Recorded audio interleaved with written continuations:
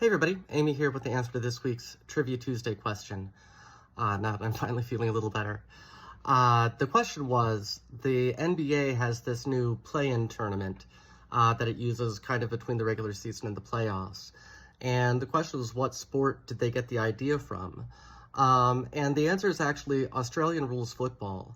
Now this is just something I keep a notepad list of just like trivia ideas, and I was looking for something basketball related with the start of the NBA season, and I kind of thought the story was going to be about sort of the difference between sports that have kind of evolved, like baseball, like kind of just goes back into the dawn of time, and cricket and soccer all somewhat similarly, versus games that were, invented at a kind of identifiable time.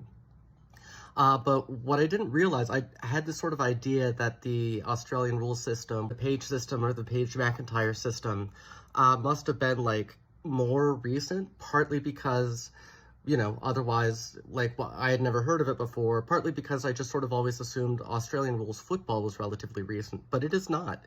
It's older than American football. The first rules for Australian rules football were in 1859. And football didn't really get solidified in something like its modern form until 1880.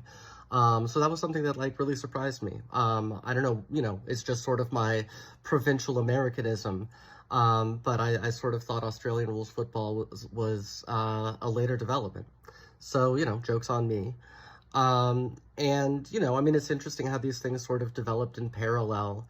Like, Australian rules football, American football, Canadian football, and even Gaelic football are all, fairly different, but had some parallel development, some of them more than others, all at about the same time, and sometimes independently.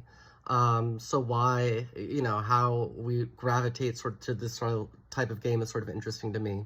And, just interesting how we decide what's a real sport, how we decide what sports we care about. It's, so arbitrary, but, there's something interesting there, to me anyway.